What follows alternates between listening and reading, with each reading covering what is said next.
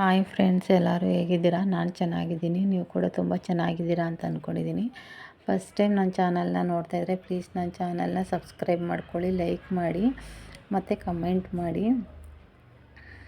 ಇವತ್ತು ನಾನು ಇನ್ಸ್ಟಂಟಾಗಿ ಬೇಳೆ ರಸಮ್ ಹೇಗೆ ಮಾಡೋದು ಅಂತ ತೋರಿಸ್ತಾ ಇದ್ದೀನಿ. ಮೊದಲನೇದಾಗಿ ಒಂದು ಕುಕ್ಕರ್ಗೆ ಬೇಳೆ, 4 ಟೊಮೊಟೊ, ಸ್ವಲ್ಪ ಉಪ್ಪು, ನೀರು, ಅರಿಶಿನ ಪುಡಿ ಹಾಕಿ ಬೇಯಿಸ್ಕೊಂಡು ಇಟ್ಕೊಂಡಿದ್ದೀನಿ. ನಂತರ ಇನ್ನೊಂದು ಪಾತ್ರೆಗೆ ಎಣ್ಣೆ ಹಾಕಿ, ಎಣ್ಣೆ ಕಾಯ್ದ ನಂತರ ಸಾಸಿವೆ ಹಾಕಿ, ಸಾಸಿವೆ ಚಿಟಪಟ ಅನ್ನೋ ಸೌಂಡ್ ಬರೋವರೆಗೂ ಅದಾದಮೇಲೆ ಸ್ವಲ್ಪ ಜೀರಿಗೆ ಹಾಕಿ, ಸ್ವಲ್ಪ ಜಜ್ಜಿಟ್ಕೊಂಡಿರೋ ಬೆಳ್ಳುಳ್ಳಿ,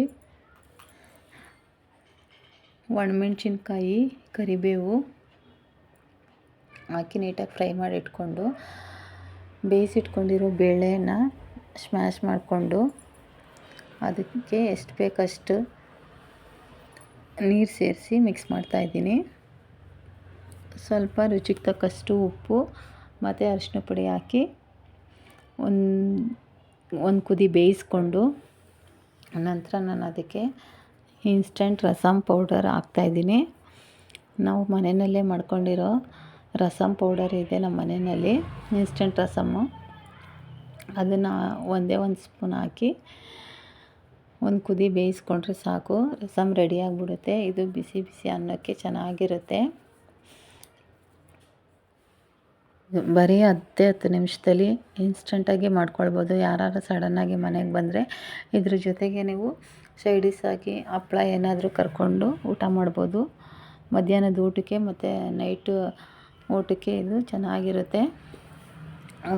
ನೀವು ಕೂಡ ಟ್ರೈ ಮಾಡ್ತೀರಾ ಅಂತ ಅಂದ್ಕೊಂಡಿದ್ದೀನಿ.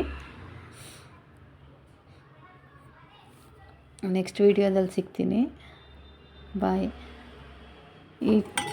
ಈ ವಿಡಿಯೋ ನಿಮಗೆ ಇಷ್ಟ ಆಗಿದರೆ ಪ್ಲೀಸ್ ನನ್ನ ಚಾನಲ್ನ ಸಬ್ಸ್ಕ್ರೈಬ್ ಮಾಡ್ಕೊಳ್ಳಿ, ಲೈಕ್ ಮಾಡಿ, ಕಮೆಂಟ್ ಮಾಡಿ. Thank you all.